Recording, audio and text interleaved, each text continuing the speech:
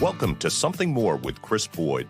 Chris Boyd is a certified financial planner practitioner and senior vice president financial advisor at Wealth Enhancement Group, one of the nation's largest registered investment advisors. We call it Something More because we'd like to talk not only about those important dollar and cents issues, but also the quality of life issues that make the money matters matter.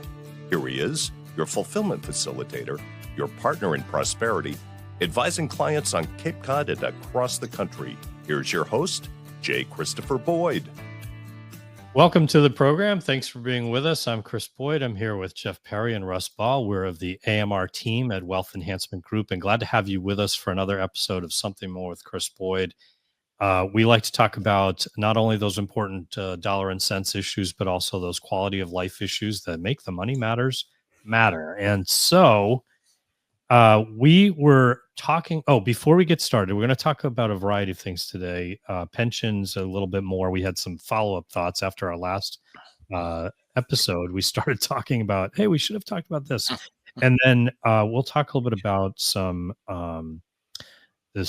questions about savings and moving from savings to spending and this transitional time of life when people get to retirement and mindset shifts that need to occur. One of the things I want to remember before we forget, Jeff, is it's a good time to encourage people to take our survey. That's right. We set up a survey, and we've got a few responses. We'd love to hear from you. Always like hearing from our listeners when it comes to what do you like? What would you like to hear more of? We want to get your feedback. Additionally, if you have questions you'd like to submit to us, you can do that by an email as well. And we're going to have both of those in the show notes, but I'll rattle off the email right now. The email is amr-info@wealthenhancement.com. But Jeff, did I cover everything you want to hit on that stuff? Yes, the survey is also in the show notes. There's a link there that you can complete it anonymously, or you can put your name in, either way. And you can tell us what you don't like, too. Good point.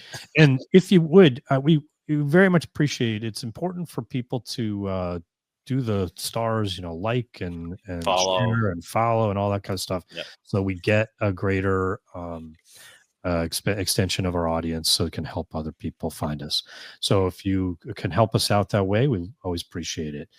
So we wanted to start off with some of the things we thought of after we were talking in our last episode and some common misperceptions perhaps that you were talking about, Jeff. Jeff, you had a headline too that you mentioned. Maybe we should start with that.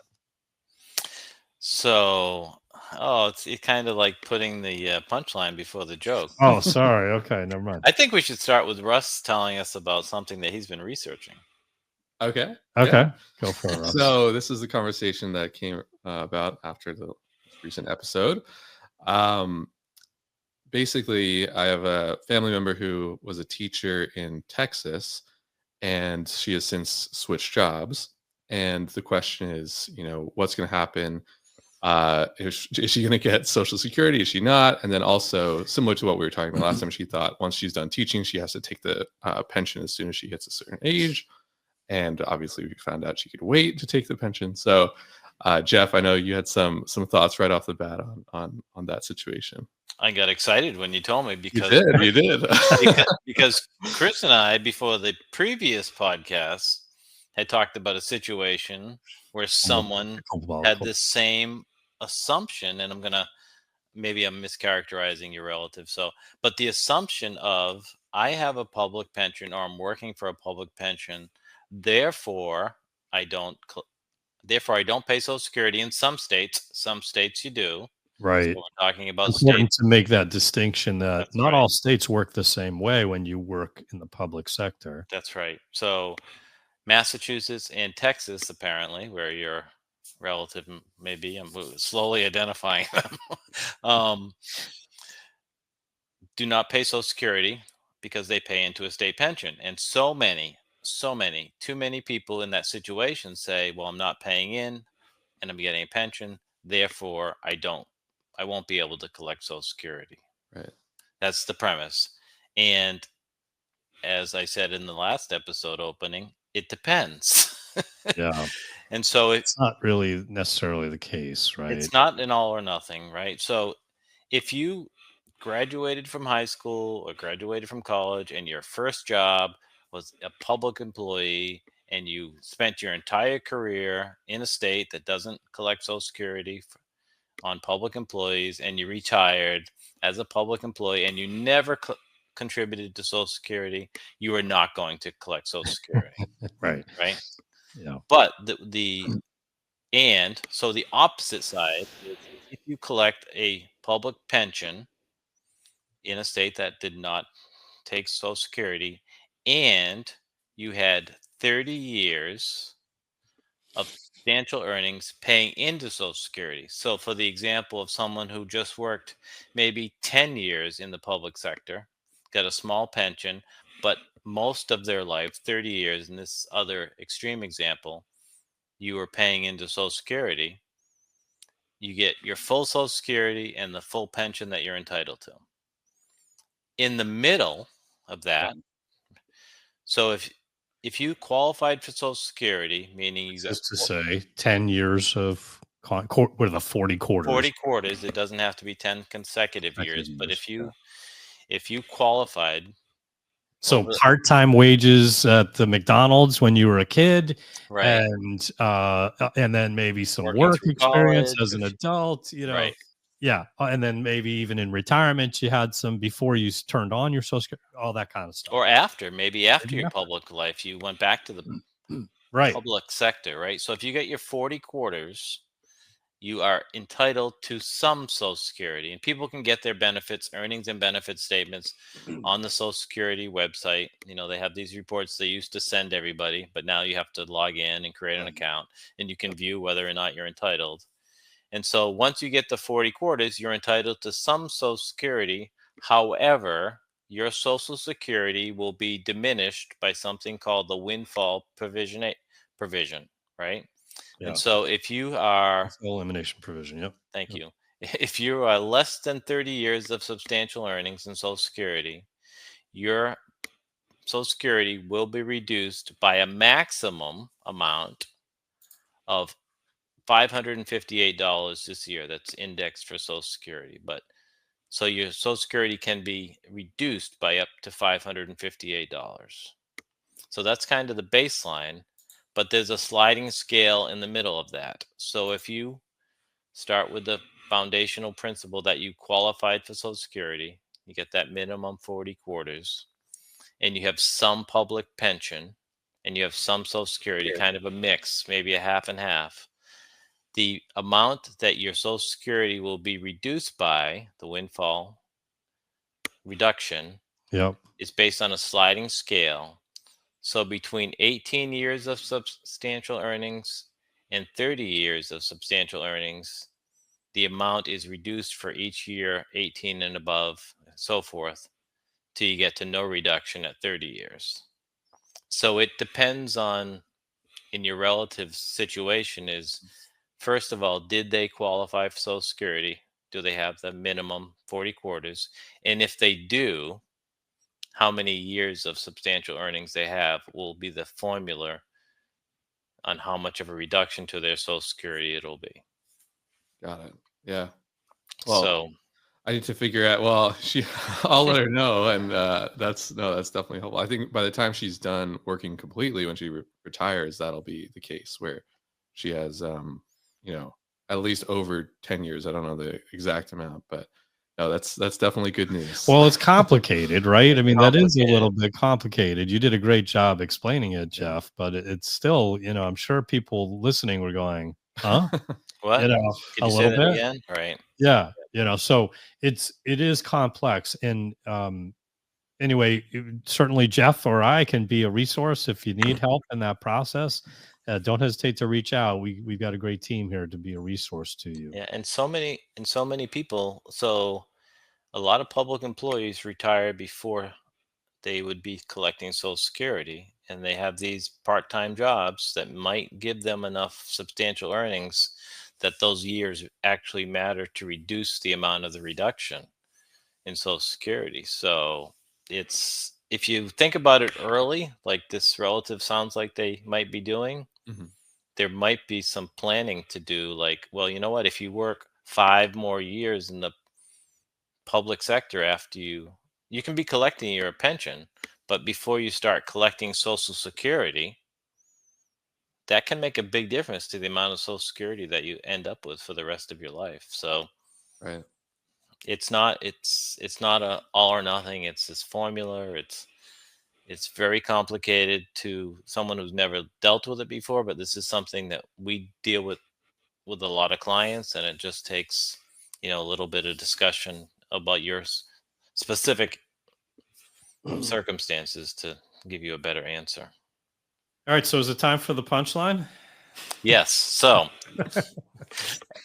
this is a political issue. This is like really something that's hot. I like to use myself as an example. I'm in this, and it's a disclosure, right? So maybe my opinion is biased. So I had 26 years of government service, which qualifies me for a pension. But that also means I have like 20 something years of public sector work, right? Yeah. That I actually paid into Social Private Security. sector. Private sector. Sorry. Yeah. I mean, I'm working right now, and I'm getting Yeah. I'm getting paid, and I'm paying Social Security. So the idea that what I qualify for in Social Security that I paid in, not that I didn't pay in, Yeah. that my Social Security should be reduced because I also earned another benefit for those people in my situation. Nobody's feeling bad for me out there listening. I know, but for the millions of Americans who this affects, that they paid into both, right? Right.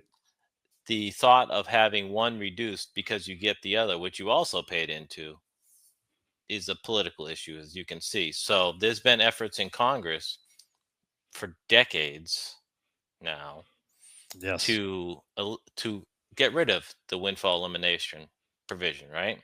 Mm-hmm. And it's been proposed every Congress. There's like hundreds and hundreds. A majority of congressmen sponsor it, probably because they want to keep their constituents happy who are in the situation. And it's never really moved out of committee. It's never passed either of the Senate or the House. But this year, within the last few weeks, the elimination of the windfall elimination provision has passed the House. So Big deal. It is in the Senate. I know the date is December, meaning there's not a lot of time when the next Congress takes the oath at the beginning of January. Everything that hasn't completed the legislative process disappears and has to start over.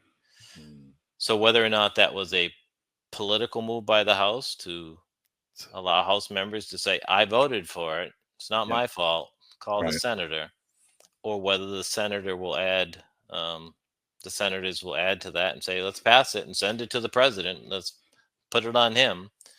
Who knows what's going to happen in the next month, but there is movement on it. So just to eat up more air, because I'm the only one talking so far. This doesn't come with without a cost, right? Yeah, exactly. I'll weigh in on this just for what it's worth. Nothing's going to happen. Sorry, but I'm so hopeful. But here's why I say that. Social Security is already facing problems. We've got a decade before, if we don't do something, benefits would be reduced. We know that's a solvable problem, but there's not the political will to deal with it right now. I have a counter. And I don't think it's likely that this will get resolved unless there's a broader effort to address what's going to happen with the Social Security challenges. That's my take. But go ahead, you counter that. So Congressman Boyd, here's my counter, Congressman Perry. As part of the deal, how about if we eliminate the penalty on all these innocent people, and moving forward, public employees pay into Social Security? Make that mandatory? Does that infringe on states' rights in any way? Arguably, it does. So when all this started, for history that people may not care about, when this provision passed, states had the choice of whether or not they wanted their public employees to pay into Social Security or not. So many states who have public employees, the public employee pays into their pension and they pay into Social Security. So they're not affected by this because they have the 30 years easily, right? Right. So I'm just trying to negotiate with you on this. If you're saying if I had the choice, can we finagle this? Can we work this out? Because maybe there's a way to work that out. Aren't we more interested in the solvency of Social Security long term? So having public employees contribute into the future would certainly offset.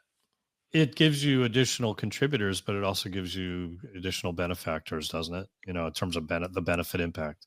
Absolutely. Right. Yeah. So it's a math question. Yeah. But either way, I mean, I think this is a solvable issue with both of these kind of scenarios. Both Social Security as a whole is really just arithmetic. More money in or less money out. How are you going to do that? And there's a variety of ways you can do that. And then in this scenario, maybe that's a viable resolution to the issue, and would that also resolve the pension offset provision, which affects the spouses who have has this issue? Yeah, they typically put those two topics together. Yeah. So in any case, kicking the can down the road seems to be the posture of Congress on this issue, and presidents, both parties. Everybody's to blame is not the answer. Well, I think you've got a financial challenge, you've got to deal with. And to me, I don't see an appetite to deal with the broader question. And if you did this, I think you would ultimately exacerbate you'd move up that timeline of when this has to be dealt with. Do you know what I mean? With the Social Security question, the challenge of 10 years out or whatever it happens to be right now. If you eliminated this provision, I think you'd end up with a greater challenge. It'd be 8 years, it'd be 6 years, or whatever it is. It would be that much sooner that they'd have to resolve this bigger financial question for Social Security. Sure. And is there political will to deal with that? That's fair. Yeah. So sorry to be a bummer for you. No, I agree with your overall premise that we need Social Security reform, and that means some giving on either contribution limits or future retirement ages to people who are younger, or the contribution limit itself, or all these things. But to the opposite of that analysis of doing something, means testing is another thing that people talk about. Yeah. People, not me, talk about that. That's right. I'm saying that's another one. Yeah. But the sooner that this reform happens, the more solvent Social Security will be. Yeah. By delaying this discussion, by pretending it's not a problem, or to have this kind of rhetoric that says the other guy wants to take your Social Security away, which is where we are, is destructive to the longer term effort to actually resolve this. Yeah. This is like a big problem, Social Security underfunding. It's like a big ship passing through the ocean. The closer it gets to shore, the more impossible. Right. Yeah. Maybe a slight turn now would avoid the crash, right? Yeah, exactly right. Exactly right. All right. Well, interesting topic. Again, I feel like we're squeezing 2 topics into each show the last couple of days. So here's our next topic. We want to also move on to that discussion that we mentioned about saving to spending, right? Or do you want to keep on this? No, I think we did a good job at explaining it. And just to put a cap on and repeat what you said, don't hesitate to call us or whoever you work with, your fiduciary, your financial planner, to talk about these things before you're at them, right? Because as we're suggesting to Mr. Ball, there can be some planning, there can be some strategizing around it. And if people have information like, oh, I just need to work 2 more years, in the private sector to get something, they can plan for that and do that and not miss an opportunity to get the most that's available to them. Yeah, it's a there's a lot of opportunity and a lot of planning that can really have an impact, that if you're not paying attention, and same with just general Social Security decision making, it's one of these things when to a collect. lot, Right. and it's really important. It has a really consequential impact on the way your financial plan will work in retirement. And I think, you know, again, income in, money in, money out, and this is a big part of that money in for most people. You know what a common mistake I see down here in Florida with my retired friends that are all around me? They collect Social Security at 62 because they can, and then they go to work because they're bored, and then they pay taxes on the Social Security. Yeah, so they've permanently reduced their Social Security going forward in terms of Right. that. You take about today, I think it's close to a 30% discount, between 25 and 30%, when you start early, from full retirement age being roughly 67. Maybe maybe a little shy of that at some ages today. I'm not sure where we're at on that, but close to 67. Every month you start sooner than your full retirement age, you're discounting your benefit. And if you go out, essentially 5 years or somewhere close to that, it's about 30% of a discount that you take. And if you delay to get it after full retirement age to age 70, if you take that, that's an additional 24%. So by starting at 62, instead of at, say, the maximum potential, that's a 50% ish difference in benefit. That I think it's even greater than that. It's 54% or something like that. Yep. This enormous change in the monthly benefit that you could get every month for the rest of your life. Now, if you don't live to 80 or something, then maybe you got a different scenario. Sure. But if you're going to live into your 80s or longer, you really got to reevaluate that decision if someone's starting at 62.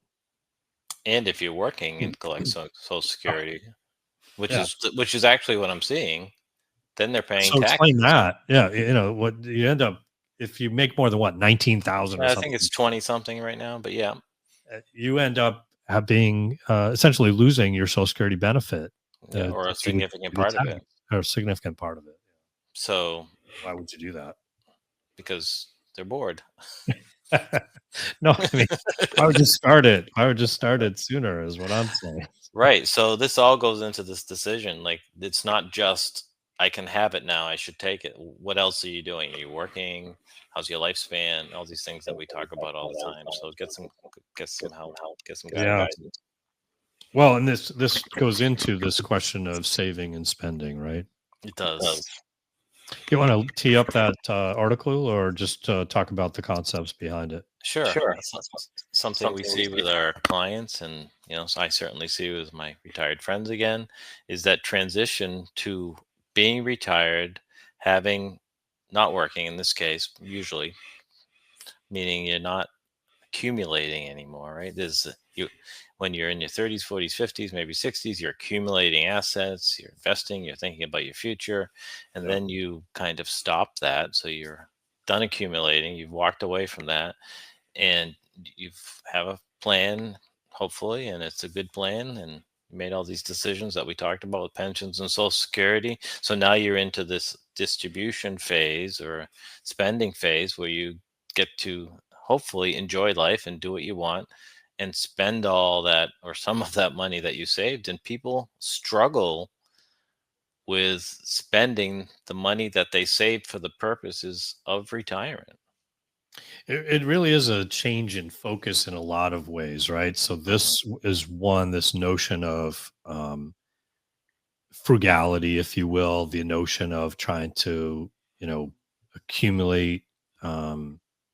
Think this time of year, I think of the squirreling away all their nuts for the season ahead. But at some point, you're in that season, and it's time to reap the benefit of the harvest or whatever, So, it's that that time of year when you're in retirement is the time to enjoy those resources. We see this, we see the same transition when it comes to risk. And their people's appetite for risk, the way they design their portfolio, they start off, they're racing to the finish line, pedal to the metal. Let's grow. You know, they want to get that portfolio maximized. They're getting to that number that they want. Get to that number, right? Gotta grow. And then they, run through the finish line, if you will, and they've retired. And suddenly they start thinking, maybe I don't want to be as growth oriented as I used to be. Maybe I don't want as much risk in my portfolio. I really want to draw some money from this. So I want some growth, but I want some income. And gosh, I really don't want it to go away if there's a disruption. I don't want to have to go make it again. So they kind of have this transition of where they've got, used to have just sort of like, let's get this thing growing, to a mindset of, I want to preserve it. I want some cash flow from it. I want it to be more for my future self and for inflation later in life. I've got all these competing interests, and that's a challenge. So having a game plan around this issue of, how am I going to generate that cash flow? And the permission that you talk about, Jeff. Let's talk about that. The idea that it's okay to spend this money. You've planned for it. Yeah. You plan for a trip, every year or whatever it is. You plan for your car. You've got a game plan, and if you have that game plan in place, that markets will deviate, markets will fluctuate. There's a range of possible outcomes. Some better than others, some worse than others, right? But we know there's this range of possibilities. But if we've got a plan that works, we can be confident that we can follow the plan, execute the plan. Yeah, absolutely. And this feeling about not wanting to spend your assets it's a normal thing. It's not just you. It's a part of getting older. It's a part of not having an income anymore. So don't think that you're like having some unusual like thoughts. A scarcity mindset, that kind of thing. Like, I don't want to have it go away if I. Yeah, that's right. It's very common. So it's normal. And reducing your risk as you get older is also normal, right? So these are normal things that happen to most people. But that's everything that you said, Chris, is right on. And I'll just emphasize, like, we have a financial plan for a lot of reasons. But one of the key reasons, is to give you comfort to know that if you spend according to your financial plan, and in that financial plan, if we were working with you, we would talk about when you're going to buy the next new car.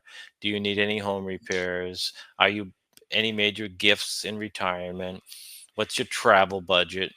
What do you anticipate any long-term care? And if so, if this is something unexpected, what happens? All of this is in your financial plan, so that each year, as you're spending what is in the financial plan, that allows you kind of a permission or a peace to do that. And not only that first plan, but coming in every year or more frequently if you need to review the plan and saying, okay, how are we doing? You get a grade. Actually, we get a number grade. Like, you're back in school. Like, you want 100. Everybody wants 100. But you don't have to get 100 to still have a plan that works. No, you don't. But if you get a 25 on the test, we gotta maybe that's not maybe the plan needs some more work, right? You still want a passing grade. Yeah. Right. So you have a plan, you have a good number, you have some priorities in your spending plan. So, like, you might say, well, I want to give so much to my grandchildren, or pay for their college, or pay for a wedding for my daughter, or whatever it is. And then when those things come up, it's in the plan. So you do it and then review it periodically. And that should give you, our hope is that it gives you the peace of mind to be able to live that life that you have earned. Yeah. Go ahead, Russ. I was listening to a podcast from Morningstar, and they were talking about this exact topic. And a lot of people, have that discipline mindset for 40 years of save. Then they have that retirement nest egg. And the idea of tapping into that and taking from that is like a psychological hurdle to get over. It's like, we built this up, like I don't want to start taking from it. It feels strange. But I think the sad thing is that a lot of people will be like, into their 70s and pushing 80 until they realize, hey, that we have a good amount of money set aside. And by the time they're in their 80s, it might not be, the best time to capitalize on that additional income from their retirement.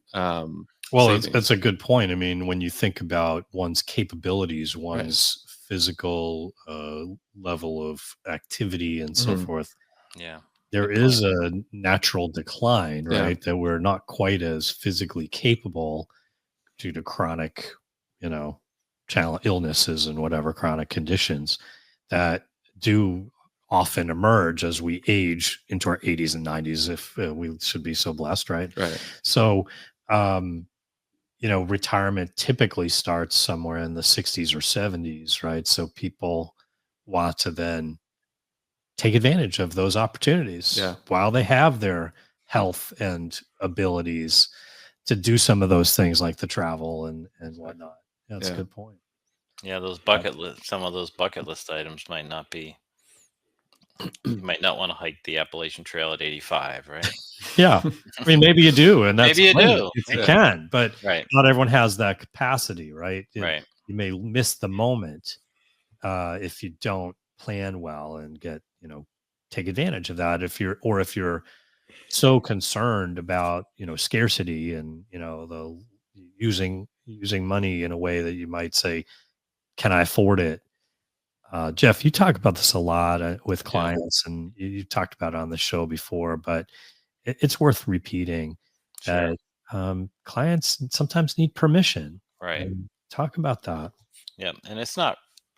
I use the word because it's understandable, and people can envision it, but it's evidence. Maybe it's evident, and we actually encourage clients. So you have that plan that we discussed. And then things come up in life, and we know unexpected things come up. And so it might be like, I have this opportunity.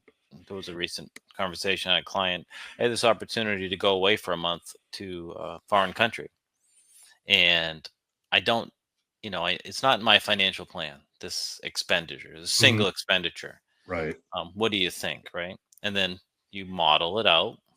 Sometimes you model it out. Sometimes it's simple and you don't have to model it out, but you model it out. Update the plan a little bit. To say, okay, if I spend, this isn't the example, but just I'll exaggerate for demonstration purposes. If I spend this $50,000 chunk on this trip, gift, fill in the blank, right? That's right. Whatever it anything. is. Right. Yeah. It's often a gift, right? It's right. often a gift to somebody, maybe a down payment on their first home. You didn't think that you'd do that, but they need it.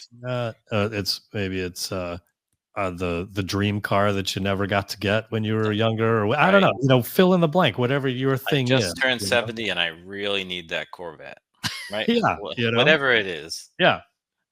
As you can see, I'm sharing my neighbor's stories. And we model it out, and sometimes it's like, you know what, you'll be fine.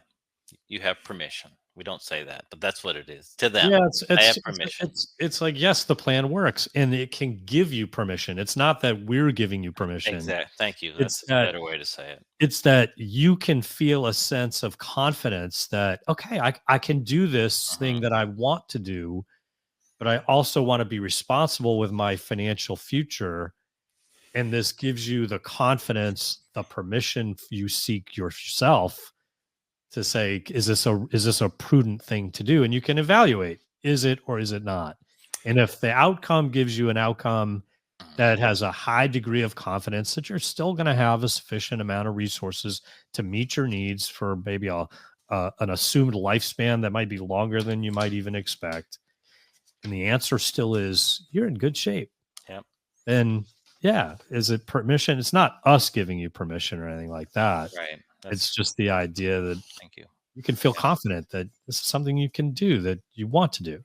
And not to lead people to believe that it's more likely than not, it's going to be a good response. We had a client recently that their gifting desires would be harmful to their retirement plans. So we had to tell them that and tell them why. And discuss a variety of options that they have available to them. If they want to do X, then Y is impacted. Here's how you might resolve that. If that's really the most important value to you, how could we help you accomplish that? Well, there could be more work in your future, as one way to do it. There could be less spending. It might be in some instances, do we want to take more risk or whatever it may be? But there's only so many avenues of money in or money out, right? And so how important is this priority to you? And then it's a question of, okay, I've got something to evaluate. I've got help in thinking through, is this prudent, or is it going to change my other goals? That's right. Maybe I'm not going to want to do this. You can pay for your granddaughter's wedding, but you're not buying the Corvette. Yeah. Right. Yeah. There you go. Of course, I find lately some people are approaching it differently, Jeff. They're saying, well, I'm not going to live that long. We hear that, right? And then 20 years later, they're still with us. Yeah. So you don't want to move the goalpost we don't usually let them get away with that. I mean, no. If they're in good health, we're looking into the 90s for planning purposes. We want to make sure that nobody wants to be someone in their 90s facing poverty. Right. You know what I mean? Particularly if you've had means and had wealth. You don't want to go there. So we want to help you plan, do that. Financial planning is a great tool in that effort to think about these possibilities, thinking about whether it's questions you're dealing with, like we were talking about earlier with pension issues, whether it's how to deal with Social Security and, maximizing that, whether it's in dealing with questions of spending and cash flows and just what of your goals can and can't work to meet your needs, or does it mean, okay, I can do that, but I might need to work a little longer, save more, spend less. There's all these variables that we can help you kind of navigate, and that starts with a good financial plan.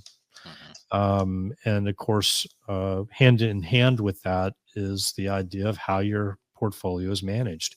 Can we produce returns that are going to give you good returns with a level of confidence that you would like to see, with a level of volatility you're tolerant of? These are the things we aspire to help clients with. And if you need assistance with that, we're here for you and happy to be a resource at any time you need help. So with that, thanks to everyone for being a part of the show with us. Thanks, guys. Until next time, everybody, keep striving for something more. Thank you for listening to Something More with Chris Boyd. Call us for help, whether it's for financial planning or portfolio management, insurance concerns, or those quality of life issues that make the money matters matter. Whatever's on your mind, visit us at somethingmorewithchrisboyd.com or call us toll-free at 866-771-8901. Or send us your questions to amr-info@wealthenhancement.com. You're listening to Something More with Chris Boyd Financial Talk Show. Wealth Enhancement Advisory Services and J. Christopher Boyd provide investment advice on an individual basis to clients only. Proper advice depends on a complete analysis of all facts and circumstances. The information given on this program is general financial comments and cannot be relied upon as pertaining to your specific situation. Wealth Enhancement Group cannot guarantee that using the information from this show will generate profits or ensure freedom from loss. Listeners should consult their own financial advisors or conduct their own due diligence before making any financial decisions.